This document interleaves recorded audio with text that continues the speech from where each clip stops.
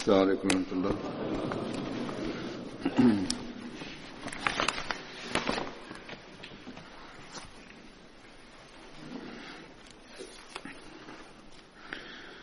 أشهد أن لا إله إلا الله وحده لا شريك له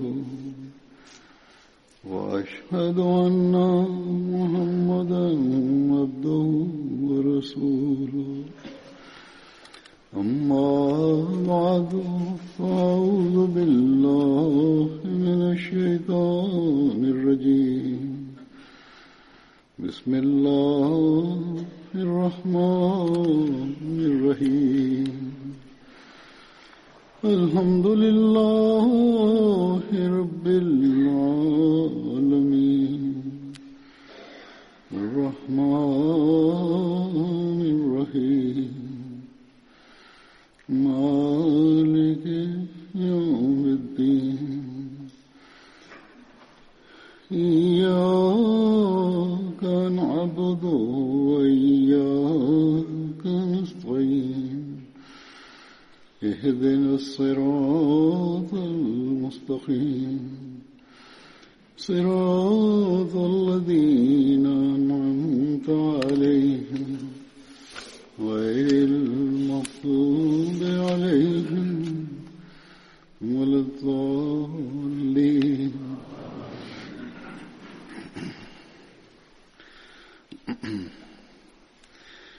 आज जिन सहाबा का मैं जिक्र करूंगा,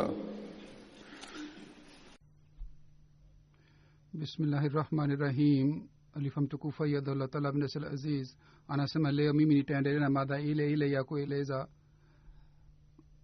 kuhusu maisha ya masahaba wa Mtume Muhammad sallallahu alaihi wasallam walioshiriki katika vita ya Badri. Na sahaba wa kwanza ni Hazrat Tufail bin Haris, alikuwa katika Quraysh. Baba yake alikuwa anaitwa Sukaila, mama alikuwa anaitwa Sukaila.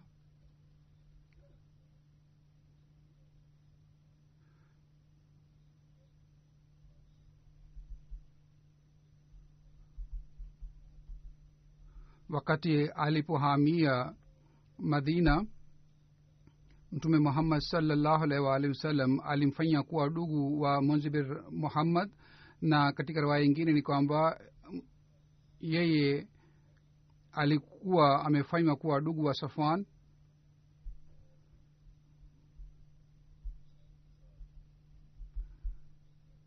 Hazrat Tufail pamoja na ndugu zake Hazrat Abu Ubaida na Hussein alishiriki katika vita ya Badri, na vile vile alishiriki katika vita ya Uhud na Khandak, na vile vile katika vita yote alishiriki pamoja na Mtume Muhammad sallallahu alaihi wasallam, na alifariki katika Hijria 10 katika umri wa miaka 70. Na sahaba wa pili ni Sulaim bin Amr al-Ansari. Mama yake alikuwa anaitwa Umm Sulaim, na alikuwa katika familia ya Khazraj na katika familia na kabila la Banu Khazraj.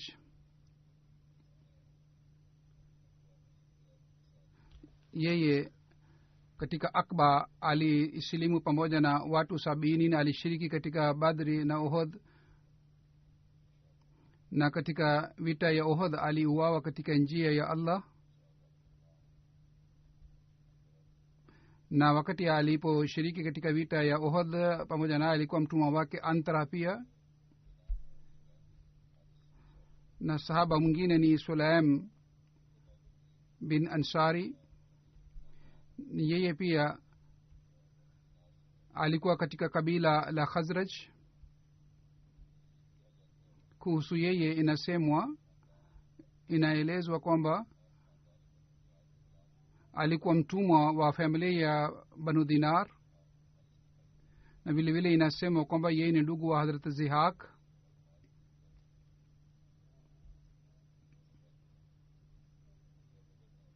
Alishiriki katika vita ya Badri, na katika vita ya Uhud aliuawa katika njia ya Allah.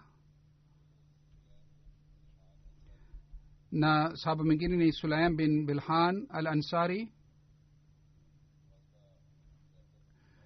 mama yake alikuwa anaitwa Moleka.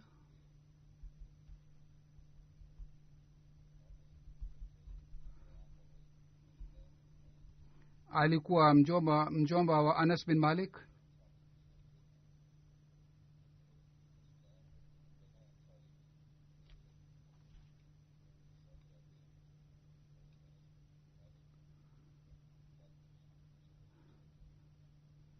Anas bin Malik alikuwa akimhudumia mtume sallallahu alaihi wa alihi wasallam ambaye alikuwa mjomba wake. Alishiriki katika vita ya Badri na Uhud pamoja na ndugu yake Hadrat Haram bin Milhan, na yeye na ndugu yake Haram bin Milhan wote waliuawa katika tukio la Bere Mauna.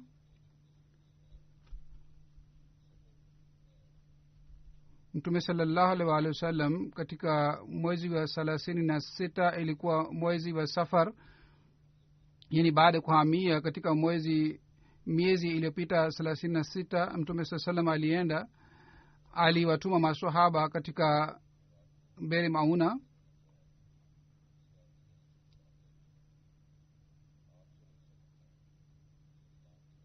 Mtume sallallahu alaihi wa sallam alimhubiri mtu mmoja na yeye akakataa kusilimu. Amir akamwomba Mtume Muhammad sallallahu alaihi wasallam, ikiwa unatuma watu kadhaa katika taifa langu, mimi nategemea wao watasilimu. Mtume sallallahu alaihi wasallam akasema kwamba mimi naogopa kwamba wenyeji wa Najd watawaua hawa maswahaba zangu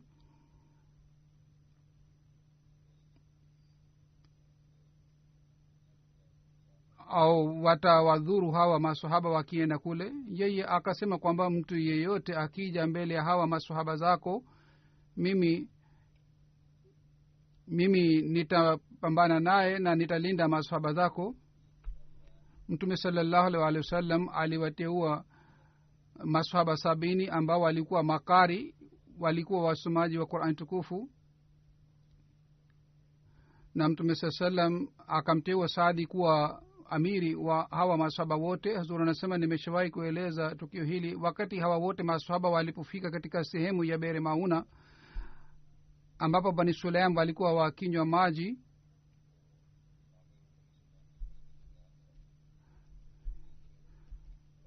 wakafika pale na wakaacha ngamia zao kule.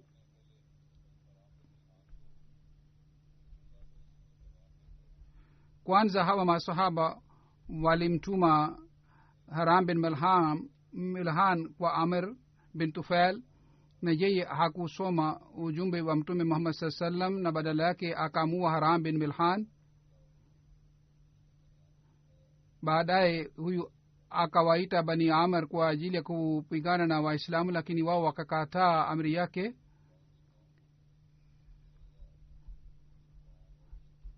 Baadaye yeye akaita kabila la Sulaim bin Usayya na Zakwan, na hawa wote wakaitikia sauti yake na wakamchagua kuwa kiongozi wao, na wao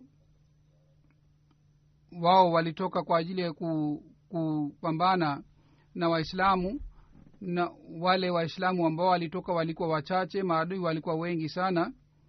Kwa hivyo wakawaua maswahaba wa Mtume sallallahu alaihi wasallam. Katika Waislamu, Sulaim bin Milhan na Hakam bin Kusam alipozingirwa na wale maadui, wao wakasema, Mola wetu, sisi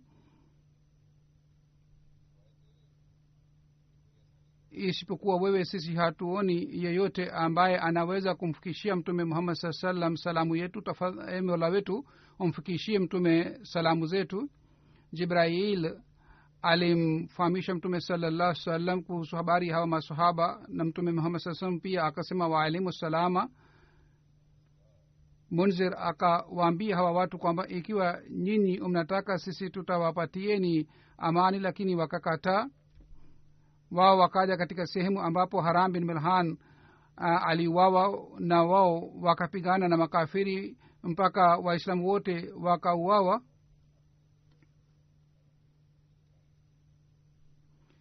mtume sallallahu alaihi wasallam alisema kuhusu hawa maswahaba kwamba wao walipambana na makafiri, walipigana nao ila hali walikuwa wanajua watauawa, yani kwa ushujaa sana walipigana nao.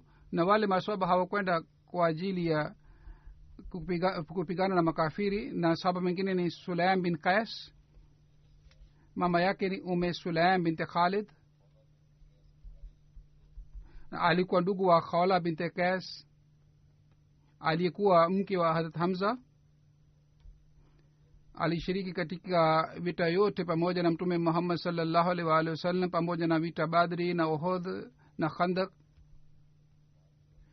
Alifariki wakati wa uhalifa wa Uthman radhiyallahu ta'ala anhu.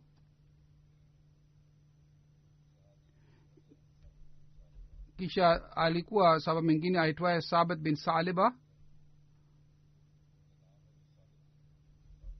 jina lake lilikuwa Sabit bin Saliba, na mama yake alikuwa anaitwa Umme Unas binti Saad. alikuwa katika kabila la Uzra.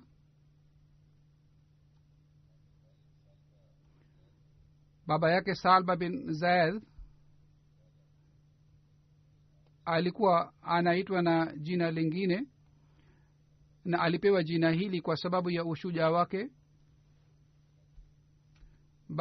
Hadrat Sabit pia alikuwa akiitwa Al-Jazr kwa sababu ya ushujaa wake kama baba yake alikuwa anaitwa. Katika watoto wake ni Abdullah na Haris. mama wa hawa alikuwa Umama. Hadrat Saad pamoja na masahaba alishiriki katika Bai'at Aqaba, alishiriki vita ya Badri, Uhud, Khandak, na katika Taif na katika ushindi wa Makkah pia alikuwepo. siku ya vita ya Taif aliuawa katika njia ya Allah. na sahaba mwingine ni Ismaaq bin Saad.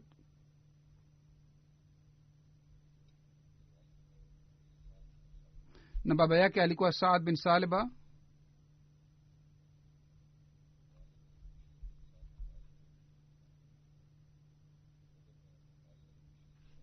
alishiriki katika vita ya Badri pamoja na ndugu yake aitwaye Bashir, na alishiriki katika vita ya Uhud. alikuwa katika kabila la Khazraj.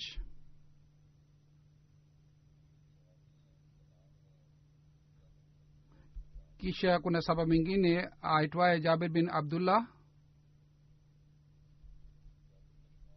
Hadrat Jabir alikuwa pamoja na wale maswahaba 6 ambao walitangulia kusilimu katika Makka.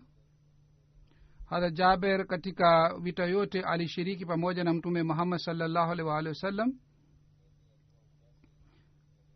kabla ya Bai'at Aqaba ula, maansar kadhaa walikutana na mtume Muhammad sallallahu alaihi wa alihi wasallam katika Makka.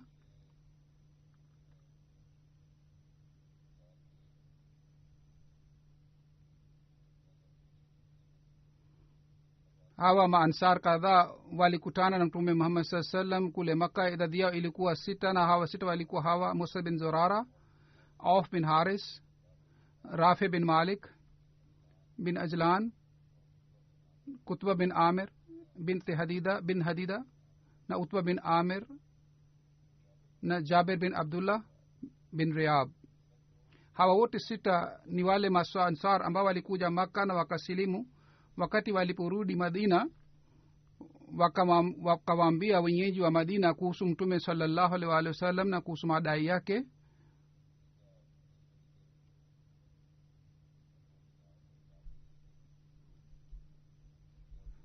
Zura anasema habari yake nimeshaeleza wakati nilipoeleza kuhusu Aqba bin Amir.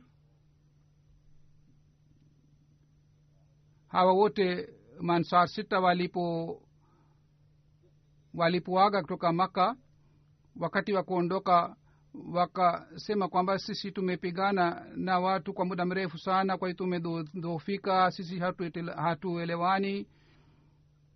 sisi baada ya kurudi Yasrib, yani Madina, tutawahubiri wale wenyeji wa Madina. huenda wale watu wa Madina watasilimu, na huenda kwa sababu ya ujumbe wako wale ikhtilafu yetu itaondoka na sisi tutakuwa kama kitu kimoja, na sisi tutakapokuwa kama ni kitu kimoja tutakuwa tayari kukusaidia. Kwa hiyo hawa wakarudi Madina, na kwa sababu ya mahubiri ya hawa watu 6 ujumbe wa Islam ulifika katika Madina, na watu walianza kuzungumza kuhusu Islam. Mwaka ule Mtume sallallahu alaihi wasallam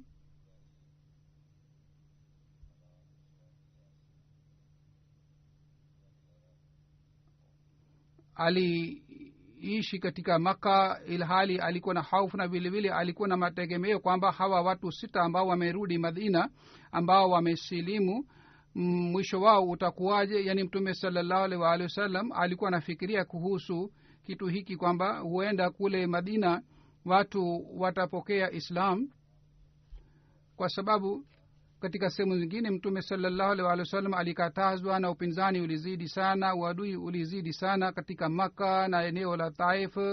Watu wa kule walikataa Mtume sallallahu alaihi wasallam, hawakumpokea ujumbe wake,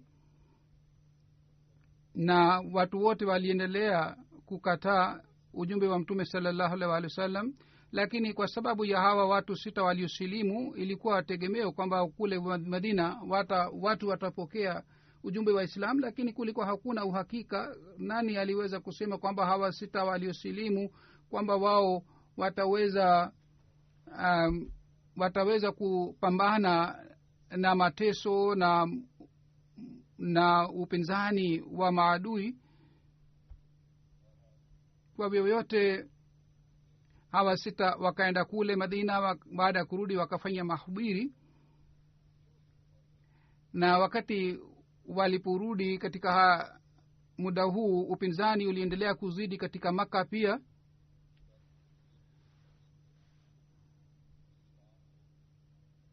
Wale wenyeji wa Maka walikuwa na uhakika kwamba wataangamiza Islam, kwa sababu walipata taarifa hii kwamba Islam imeanza kutoka nje katika Maka. Ikitoka nje ya Maka Islam itapata ushindi. Ndio maana wao walizidisha upinzani wao na walizidi katika uadui wao.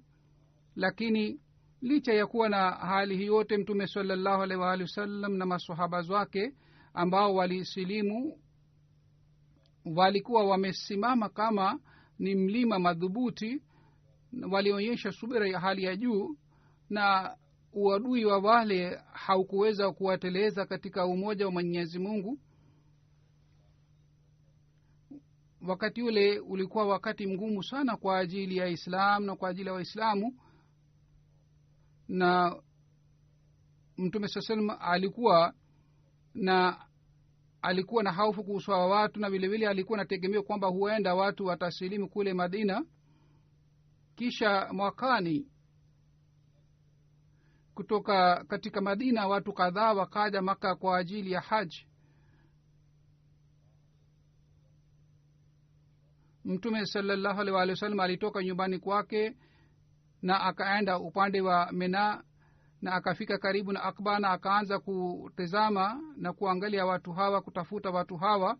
Mara moja akakuta watu kadhaa ambao walikuja kutoka Madina Yasrib, na wao wakamtambua Mtume Muhammad sallallahu alaihi wasallam mara moja, na wao kwa ikhlasi sana wakaja mbele na wakamsalimia Mtume sallallahu alaihi wasallam. Miongoni mwa hawa 6 walikuwa wale ambao walisilimu mwaka uliopita, yani 5 walikuwa wale ambao waliosilimu mwaka jana, na watu 7 walikuwa wapya ambao walikuwa bado hawajasilimu, na wao walikuwa kutoka katika kabila la Aus na Khazraj. Mtume sallallahu alaihi wasallam akachukua watu hawa na akaenda nao katika bonde fulani, na hawa watu ambao walikuja kutoka Madina walikuwa watu 12. Hawa watu wakamwambia Mtume sallallahu alaihi wasallam kuhusu habari ya Madina, yani Yasrib, na hawa wote wakafanya bayat kwa mkono wa Mtume Muhammad sallallahu alaihi wasallam.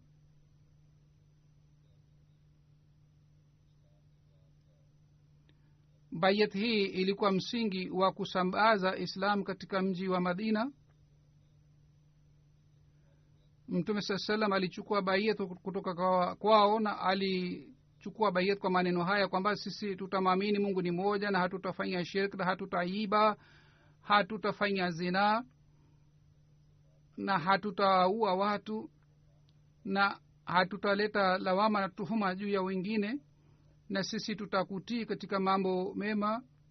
Baada ya bayat mtume sallallahu alaihi wasallam akawaambia, sikilizeni, ikiwa nyinyi kwa imani sana na kwa subira sana na kwa uimara sana mnabaki juu ya ahadi hii mulifanya sasa hivi, basi nyinyi mtaingia peponi.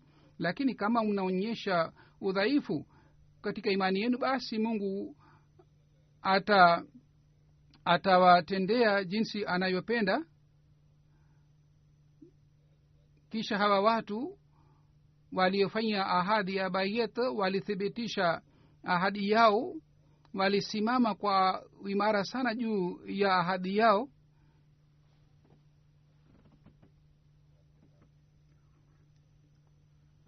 Tunaposoma historia ya baadaye tunakuta namna gani islam ilienea katika Madina kwa sababu mahubiri ya watu hawa. Munzir bin Amr bin Hunas ni sahaba mwingine ambaye nitaeleza kuhusu maisha yake.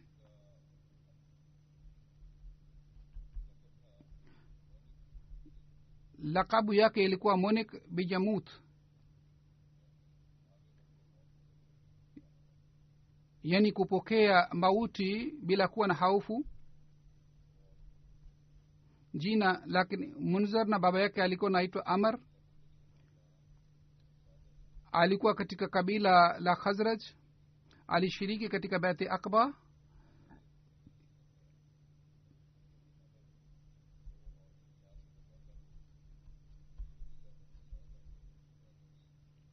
Mtume sallallahu alaihi wasallam alimteua kuwa kiongozi huyu Munzir na Saad bin Ubada.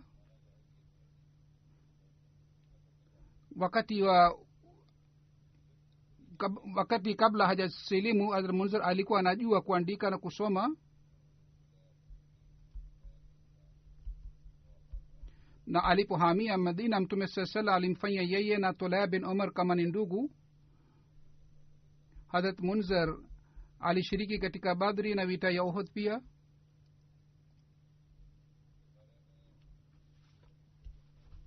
kuhusu Hazrat Munzir bin Amr katika Sirat Khatamun Nabiyyin, Mirza Bashir Ahmad Sahab ameandika kwamba alikuwa katika kabila la Khazraj na alikuwa mtu sufi na aliuawa katika tukio la Be'er Mauna. Maelezo ya Be'er Mauna nimeshawahi kueleza katika hutuba yangu,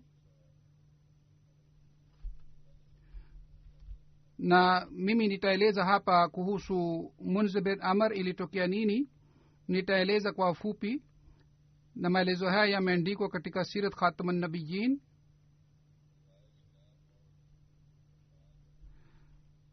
Kabila Sulaim and Ghatfan walikuwa wakiishi katika Najd. Walikuwa wakiungana na Quraysh dhidi ya Waislam. Walikuwa wakifanya njama pamoja na watu wa Maka dhidi ya Waislamu, na waliendelea kuzidi katika shari yao, na Najd nzima ilijaa na upinzani dhidi ya Waislamu kwa sababu ya shari hawa watu. Katika siku zile Abu Bara bin Amr aliyekuwa kiongozi wa Banu Amr alimjia Mtume sallallahu alaihi wasallam kwa ajili ya kukutana naye. Mtume sallallahu alimhubiri yule mtu kwa shauku sana. Alisikia ujumbe wa Mtume sallallahu, lakini hakusilimu. Kisha yeye akamwomba Mtume sallallahu alaihi wasallam kwamba pamoja nami tafadhali utume masahaba kadhaa upande wa Najd ambao wataenda kule na watafanya mahubiri ya Islam katika eneo letu. Na pamoja na hii akasema, mimi nategemea watu wa Najd hawatakataa mahubiri na ujumbe wako, watapokea. Lakini Mtume sallallahu alaihi wasallam akasema, mimi siwezi kutegemea hawa watu wa Najd, wenyeji wa Najd. Lakini Abu Bara akasema, usiwe na wasiwasi, mimi nitawalinda hawa masahaba zako, mimi nachukua dhamana ya ulinzi wa masahaba zako. kwa sababu abu baraa alikuwa kiongozi wa kabila lake. mtume sallallahu alaihi wa alihi wasallam akakubali aliyosema. kwa hiyo akatuma masahaba kadhaa upande wa najd. Hazrat mia bashira masahib anaandika kwamba hii ni riwaya ya historia, lakini katika riwaya ya bukhari imeandikwa kwamba kabila na zakwan walikuwa tawi la banu sulaim. watu kadhaa kutoka katika kabila hili walimjia mtume sallallahu alaihi wa alihi wasallam na wakamwomba mtume muhammad sallallahu alaihi wa alihi wasallam kwamba utusaidie dhidi ya maadui wetu. wao hawakueleza kwamba wanataka msaada wa aina gani, lakini wakamwomba mtume saa salam kwamba tafadhali utume masahaba kadhaa pamoja nasi ili watusaidie.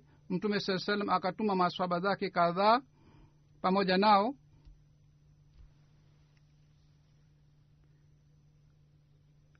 hazrat mirza bashir masahib anaandika zaidi, kwa bahati mbaya katika maelezo ya bere mauna katika riwaya ya bukhari pia riwaya kadhaa si sahihi, kwa sababu riwaya imechanganyika. kwa hivyo hatuwezi kuelewa vizuri kwamba uhakika wake ulikuwaje, lakini yeye ametoa matokeo yake ingawa uhakika wake haujulikani, lakini amesema kwamba hii inajulikana waziwazi kwamba kutoka katika kabila la reel na zakwan watu walimjia mtume sallallahu alaihi wa alihi wasallam na wao walimwomba mtume sallallahu alaihi wasallam kwamba utume maswahaba kadhaa pamoja nasi kwa ajili ya mahubiri ya islam. Hazrat bashira masab ameandika kwamba ikiwa riwaya mbili ni tofauti, ikiwa tunataka kupata matokeo mazuri kwa kupitia riwaya hizi mbili, au ikiwa tunataka kujua kwamba namna gani riwaya hizi zote mbili zinafanana matokeo yake au sababu au suluhisho yake, ni kwamba kutoka katika rel na zakwan kiongozi wao pia labda alikuja na yeye pia aliongea na mtume muhammad sallallahu alaihi wa alihi wasallam, lakini kusema kwa mtume muhammad sallallahu alaihi wa alihi wasallam kwamba mimi siwezi kutegemea wenyeji wa najd, kisha kusema kwake huyu kiongozi kwamba wewe usiwe na wasiwasi, mimi ninachukua dhamana ya ulinzi wa maswahaba zako, kwamba maswahaba zako hawatapata madhara. kitu hiki kinaonyesha kwamba pamoja na abu baraa watu wa rel na zakwan pia walikuja, na hawa wote kwa pamoja walimwomba mtume muhammad sallallahu alaihi wa alihi wasallam. mtume muhammad sallallahu alaihi wa alihi wasallam katika safar hijiria 4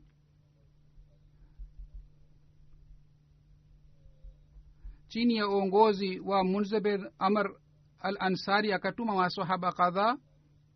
hawa watu walikuwa maansana, walikuwa 70 na hawa wote walikuwa makari, walikuwa wakisoma qurani tukufu. hawa watu walipofika sehemu ambayo ilikuwa inaitwa bere mauna kwa sababu ya kisiwa,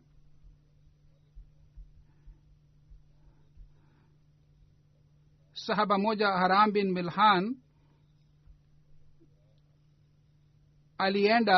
alitangulia mbele kwa ajili ya kuwafikishia ujumbe wa mtume muhammad sallallahu alaihi wa alihi wasallam. alienda kumhubiri amir na jamaa yake wengine. kwa hiyo haram bin milhan alipofika karibu na amir bin tufail, mwanzoni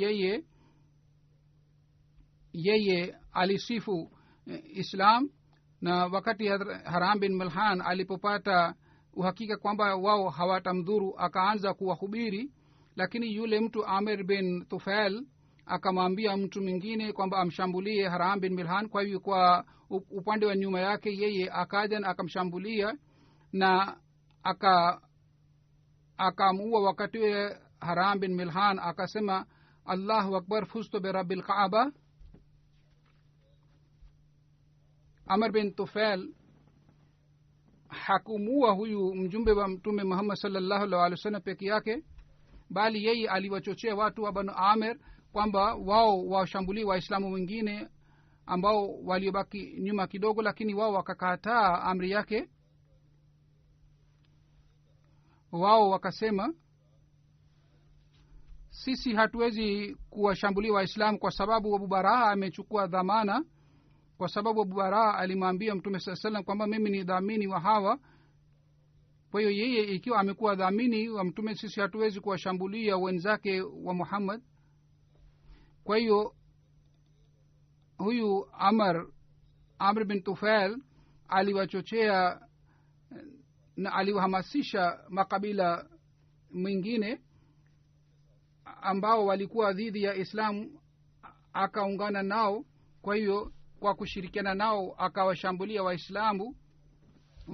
Walipoona hawa watu wanakuja kwao, na wale waislamu wakasema kwamba sisi hatukuja kupigana nanyi, sisi tumekuja kwa ajili ya kuwahubiri na tumeleta ujumbe wa mtume saa salam, sisi hatuna nia ya kupigana nanyi.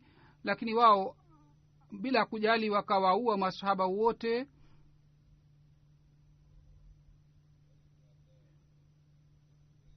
katika historia imeandikwa hivi kwamba wakati jibrail alayhi salatu wassalam alipomwambia mtume muhammad saa salam kuhusu hawa mashahidi waliuawa katika bere mauna, mtume sallallahu alaihi wasallam alisema kuhusu munzir bin amr, munzir bin amr kwa kujua hii kwamba atauawa katika njia ya mwenyezi mungu, yeye aliendelea kupigana na makafiri pamoja na wenzake. ndiyo maana anaitwa monik lejamut.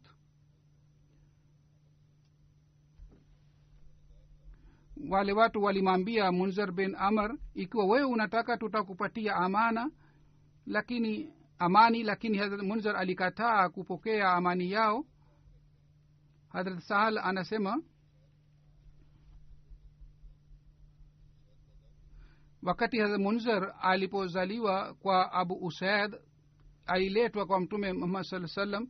mtume sallallahu alaihi wasallam alimchukua huyu mtoto munzir bin amr. mtume sallallahu alaihi wasallam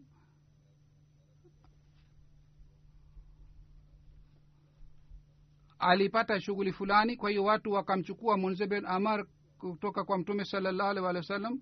wakati mtume sallallahu alaihi wasallam alipomaliza kazi yake, akauliza huyu mtoto yuko wapi ambaye alikuwa nilimchukua. watu wakasema kwamba sisi tulimpeleka yumbani. mtume sasema akasema huyu mtoto amepewa jina gani? watu wakasema amepewa munzir, amepewa jina fulani. mtume sallallahu alaihi wasallam akasema hapana, yeye ataitwa munzir. kwa hiyo tangu siku ile alikuwa anaitwa munzir.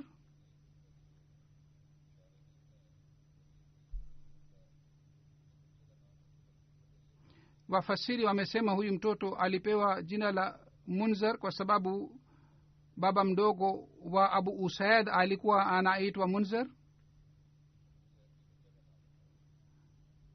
yani baba mdogo wa abu usaid alikuwa anaitwa munzir ambaye aliuawa katika kisiwa au katika tukio la bere mauna. yani yule mtoto ambaye alipewa jina lingine, jina hili munzir, alikuwa si huyu munzir ambaye aliuawa katika tukio la kisiwa, bali alikuwa mtoto mwingine. lakini mtume sallallahu alaihi wasallam alimpatia huyu mtoto jina la munzir bin amr. Hazrat ma'bad bin abad ni sahaba mwingine, lakabu yake ilikuwa abu humeza. baba yake alikuwa ubad bin kishar. jina lake kamili ni ma'bad bin abada, na vile vile ma'bad bin amara pia wanasema ni jina lake.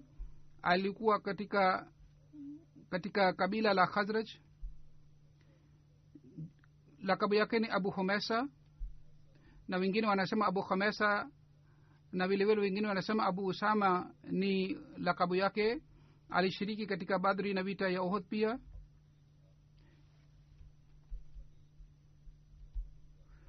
na sahaba mwingine ni abi bin abi ansari.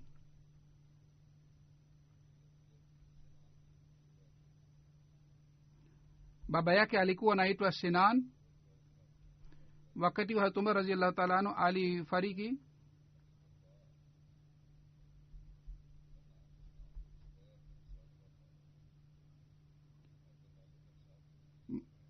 alikuwa kutoka katika kabila la Juhena. alishiriki katika vita Badr, Uhud, Khandak na vile vile vita yote alishiriki pamoja na Mtume sallallahu alaihi wasallam.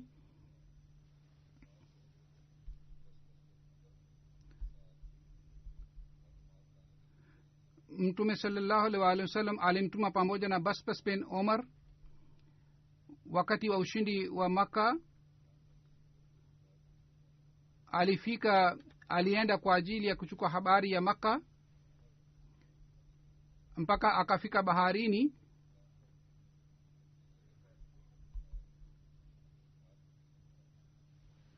Basbas bin Omar akakalisha ngamia, wakachukua mitungi yao kwa ajili ya kuleta maji.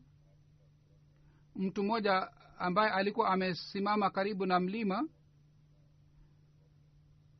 yeye akasikia kutoka kwa wanawake wawili kwamba kesho kutwa watu kadhaa watakuja hapa na mimi nitawahudumia, na nikipata fedha basi nitalipa mkopo nilichukua kutoka kwako.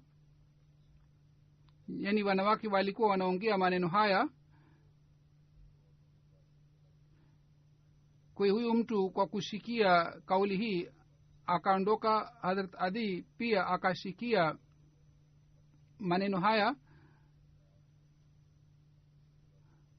wakarudi Madina na wakamwambia Mtume sallallahu alaihi wasallam kwamba tumesikia maneno haya kutoka kwa wanawake wawili, walikuwa wanaongea kwamba watu kadhaa, kundi fulani litakuja, na kundi hili lilikuwa kundi la makafiri. Kwa hiyo huyu alileta habari hii kutoka kwa Maka, na hivi alikuwa akileta habari ya makafiri kwa Mtume Muhammad sallallahu alaihi wasallam. Inaonekana kwamba habari hii ni ndogo, lakini ilikuwa habari ya kuja kwa makafiri. Hazrat Adi alifariki wakati wa Hazrat Umar. Sahaba mwingine ni Rabi bin Ayash, alikuwa kutoka katika kabila la Khazraj. yeye alishiriki katika vita ya Badri pamoja na ndugu zake Amr na Warqa, na vile vile alishiriki katika vita ya Uhud. Sahaba mwingine ni Umair bin Amir al Ansari, lakabu yake ni Abu Daud, na baba yake alikuwa anaitwa Amr bin Malik. Mama yake alikuwa anaitwa Naila, alikuwa kutoka katika kabila la Khazraj. yeye alikuwa anajulikana zaidi kutoka kwa lakabu yake. alishiriki katika vita ya Badri na Uhud pamoja na Mtume sallallahu alaihi wasallam. Hazrat Umme Amara anasimulia Hazrat Umair na Sulayt bin Amr, hawa wote wawili wakati wa Bai'at Aqba walitoka, wao wakajua bayat, watu wameshafanya bayat. Baadaye wakafanya bayat kwa msaada wa Asad bin Zurara. Kwa kumpitia yeye wao walifanya bayat ya Mtume sallallahu alaihi wasallam.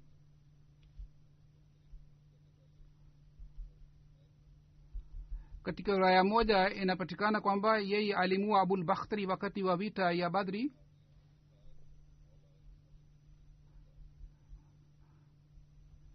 Na sahaba mwingine ni Hazrat Saad Maula bin Abi Balta, alikuwa kutoka katika kabila la Banu Qalb.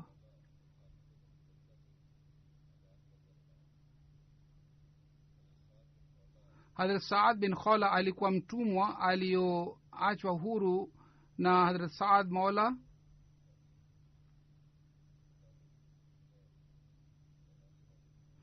Hazur anasema si Khola bali jina lake ni Kholi, Saad Kholi.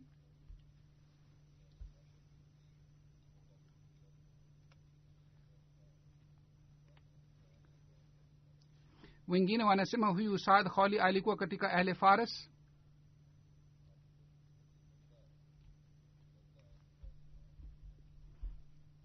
Huyu Saad alimjia Hatib bin Balta kwa kuwa mtumwa wake.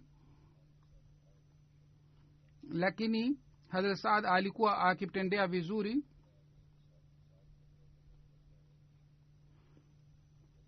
saad alishiriki pamoja na hatib bin balta katika vita ya badri na uhud na aliuawa katika vita ya uhud.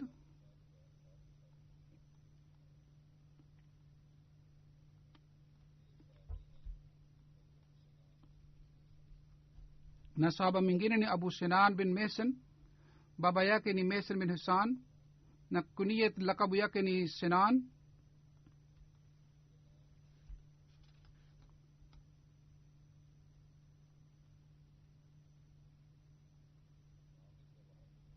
jina lake lilikuwa wahab bin abdullah, lakini lakabu yake ilikuwa sinan. wengine wanasema jina lake ni abdullah bin wahab,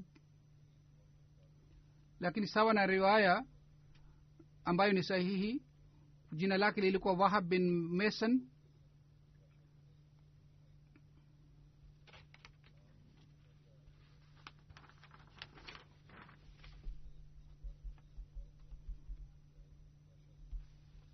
yeye alikuwa mkubwa kutoka kaka yake akasha bin mason.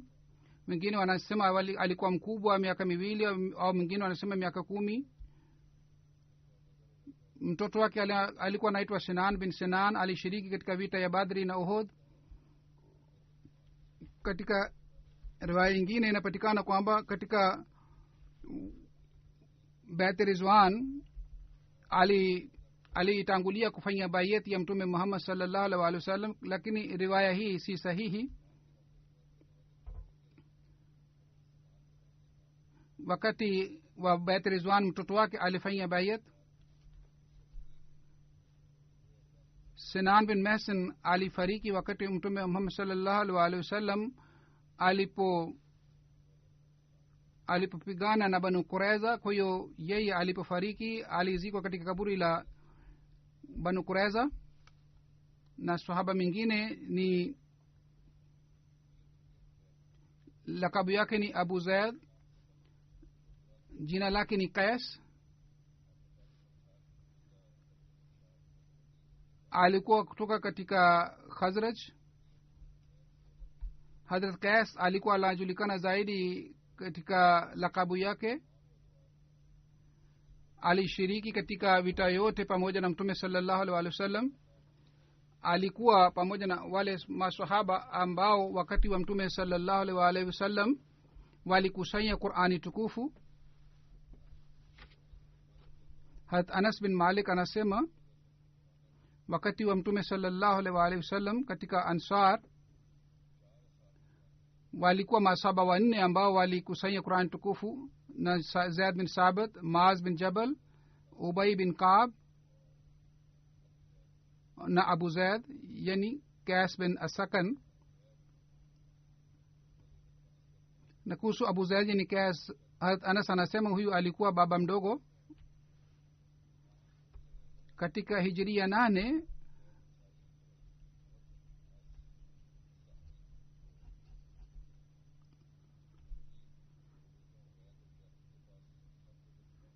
alimtuma abu zaid na amr bin as, na aliwapatia barua ili wapelekee watu kadhaa, na ikiwa wale watu wanapokea islam basi amar atakuwa kiongozi na zaid atakuwa imamu wa swala.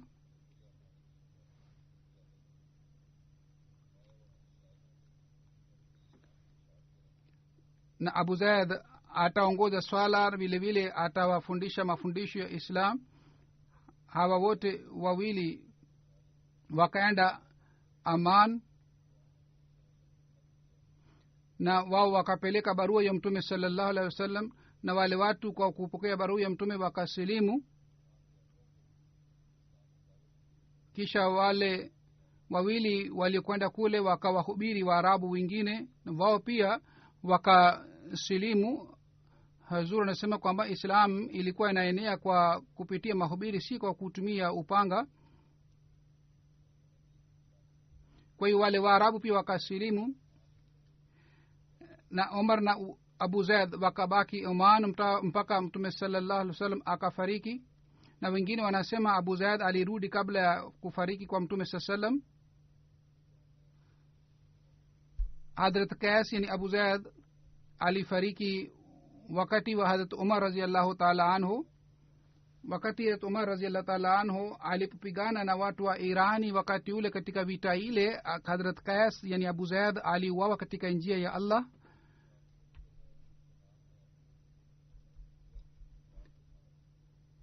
na sahaba mwingine ni abul yasar ka bin amr. abul yasar ka bin amr na lakabu yake ni abul yasar.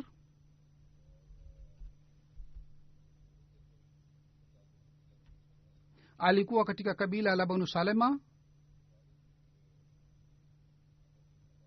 baba yake alikuwa amr bin abad, mama yake masiba binti azhar. alikuwa katika kabila banu salama. alishiriki katika bati akba, alishiriki katika badri. siku ya badri alimkamata hadrat abbas, yeye ndiye ni sahaba.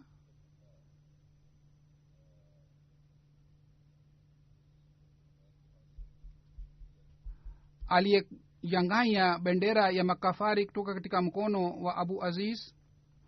alishiriki katika vita ingine pia pamoja na mtume sallallahu alaihi wasallam. vile vile baada ya kufariki kwa mtume saa salam alishiriki katika janga ya safin, yani vita ya safin pamoja na hazrat ali.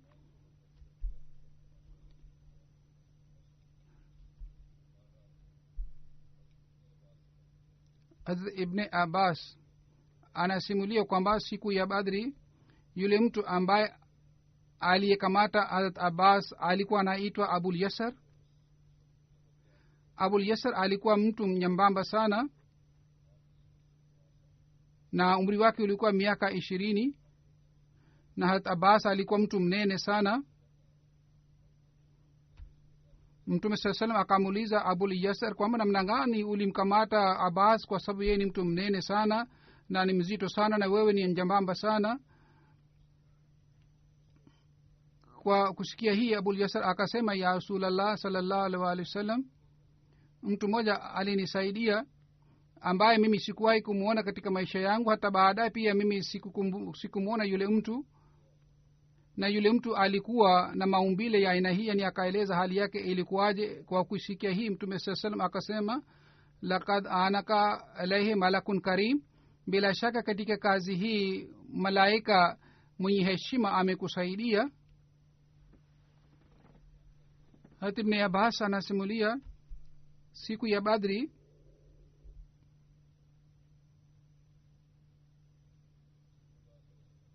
mtume sallallahu alaihi wasallam akasema, yule aliyemua mdui basi atapata zawadi fulani na fulani. waislamu waliwaua makafiri 70 na 70 walikamatwa. abul yasar akaleta makafiri wawili na akasema, ya rasulullah saa salam, ulituahidi kwamba yeyote atakayemua mkafiri atapewa zawadi fulani na fulani, na hivyo ndivyo yeyote atakayekamata makafiri atapewa zawadi fulani na fulani, na mimi nimeleta wafungwa wawili, nimekamata makafiri wawili. na katika riwaya nyingine inapatikana abul bakhtri aliyekuwa mkafiri aliuawa na abul yasar. salama binti maakal anasimulia, nilikuwa mtumwa wa hubab na mimi nilizaa mtoto mmoja kutoka kwake. wakati alipofariki mke wake alisema kwamba wewe utauzwa kwa sababu ya hubab, kwa kulipa mkopo wa hubab. anasema mimi nilimjia mtume sallallahu alaihi wasallam na nikamwambia habari yote kwamba mimi nitauzwa kwa ajili ya kulipa mkopo wa hubab. mtume sallallahu alaihi wasallam akawauliza watu kwamba nani analazimika kulipa mkopo wa hubab. wakasema ni abul yasar. mtume sasa akamuita abul yasar na akasema kwamba usimuuze huyu mwanamke, bali umwache huru. wakati utakapopata taarifa kwamba nimeletewa mtumwa uje kwangu, kwa badala ya huyu mwanamke mimi nitakupatia mtumwa mwingine. na hivyo ndivyo iliyotokea, yani kwa sababu ya amri ya mtume saa salam huyu mwanamke aliachwa huru na badala yake yule mtu alipewa mtumwa mwingine. mirza bashir ahmad sahib anaeleza tukio moja.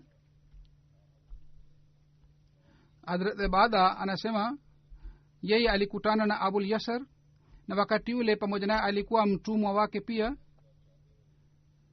Tulimkuta kwamba yeye alikuwa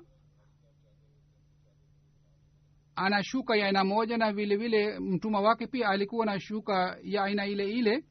Mimi nikamwambia kwamba kwa nini hukufanya hivi, kwamba wewe ungechukua shuka hii moja na ungempatia shuka mwingine huyu mtumwa wako, ili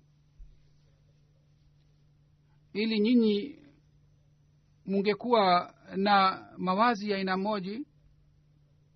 Abul Yasar anasema huyu anasema Abul Yasar akasema mimi mwenyewe nimeshuhudia na mimi mwenyewe nimesikia na mimi mwenyewe nimehifadhi hii kwamba Mtume sallallahu alaihi wasallam alikuwa akisema kwamba mumlishe mtumwa wenu ambayo mnakula na mumvishe ambayo mnavaa. Kwa hiyo mimi napenda kitu hiki kwamba mimi nimpatie mtumwa wangu katika mali ya dunia kama mimi nachukua mimi mwenyewe, badala ya hii kwamba siku ya kiyama upungufu upatikane katika amali zangu. yaani mimi nimlishe mtumwa wangu kama mimi nakula na mvishe kama mimi navaa. Hazur anasema hawa ni maswahaba ambao Mungu alikuwa radhi nao, na wao walikuwa wakizingatia kila kauli ya Mtume sallallahu alaihi wasallam, na walikuwa wakifanya juhudi sana kwa ajili ya kupata ridhaa ya Allah subhanahu wa ta'ala. Hazrat Abul Yasar anasimulia nilikuwa nadai fedha kutoka kwa Banu Haram, yani mtu mmoja nilikuwa namdai, alikuwa katika Banu Haram. Nilimwendea nikamsalimia na nikauliza huyu yuko wapi.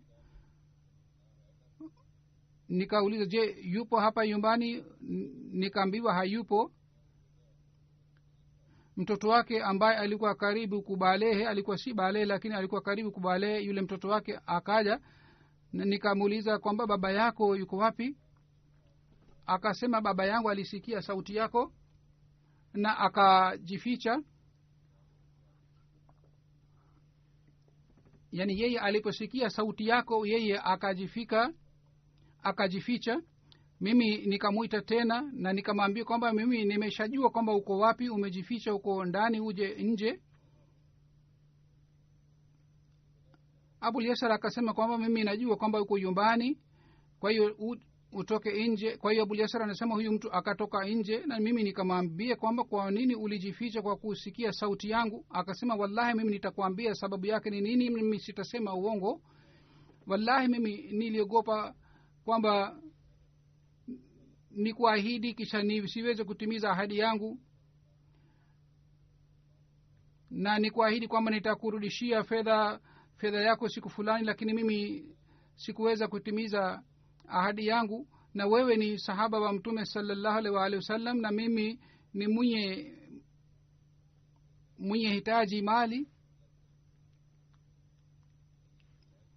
Abul Yasar akasema kwamba unasema hayo kwa kuapa kwa kukula kiapo cha Mwenyezi Mungu, yani unasema maneno haya kwa kiapo cha Mungu? Akasema ndiyo. Anasema mimi nikamuuliza tena kwamba je unasema maneno haya kwa kula kiapo cha Mungu? Anasema kweli mimi nakwambia kwa kula kiapo cha Mungu. Anasema mimi mara 3 nikamwambia kwamba wallahi unasema hayo kwa kusema kiapo cha Mungu? Anasema ndiyo. Abu Yasar anasema kwamba yeye akaleta maandishi ya kurudisha fedha na akachana maandishi yale, na akasema basi ukipata nafasi unirudishie mkopo, pengine wewe hutalaumiwa.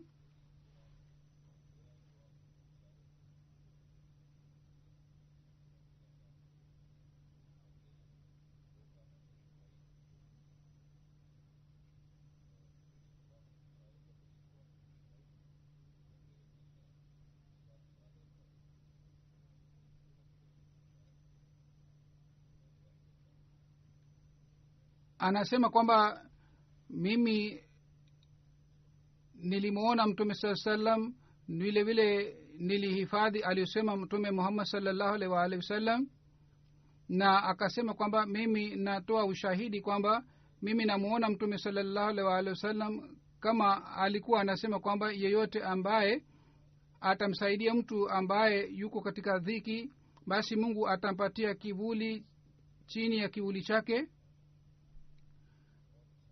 mimi nimekusamehe fedha yangu kwa sababu mimi nataka kivuli cha Mwenyezi Mungu. Huzuri anasema kwamba huu ni mfano mwingine wa masahaba ambao walikuwa wakitafuta ridhaa ya Allah subhanahu wa ta'ala.